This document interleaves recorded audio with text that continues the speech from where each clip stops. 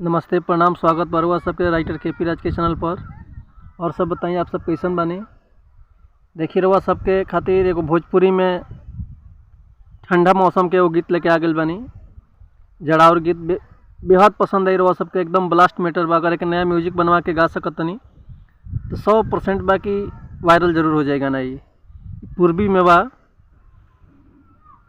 पूर्वी में लिखल बा। ये देखिए कि गाना कैसे बा रउआ के बताओ तनी हम कि दुआरा पे पुअरा जारी बैठे सासू बहरी शीतलहरी में, देवरा दलनिया में सूते नींद गहरी शीतलहरी में, घरवा में रोजे हम कहरी शीतलहरी में, जाड़ा में भतारे बिना सेजिया पहरी शीतलहरी में, घरवा में रोजे हम कहरी शीतलहरी में।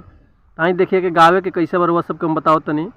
बिल्कुल एकदम आसान बरुआ सबके गावल। आके नया म्यूजिक बनवा के गा देते हैं रुआ तो असो के सीजन में एकदम पक्का बाकी ठंडा के मौसम एकदम गर्दा कर दी गाना। ये रुआ सबके आई गाना सुनी कैसे बा कि दुआरा पे पुअरा जारी बैठे सासू बहरी शीतलहरी में, कि देवरा दलनिया में सुते नींद गहरी शीतलहरी में, कि घरवा में रोजे हम कहरी शीतलहरी में।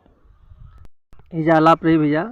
दूसरा पार्ट में गावक बा कि जाड़ा में भतार बिना हो, कि जाड़ा में भतार बिना सेजिया पहरी शीतलहरी में, कि घरवा में रोजे हम कहरी शीतलहरी में, कि घरवा में रोजे हम कहरी शीतलहरी में।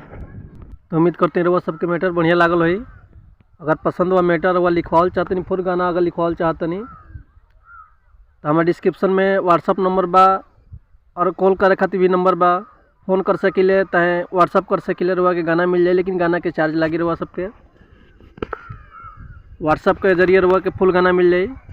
मिलते हैं नेक्स्ट वीडियो में कुछ बढ़िया गाना लेकर, कुछ नया मैटर लेकर। तब तक के लिए धन्यवाद, नमस्कार।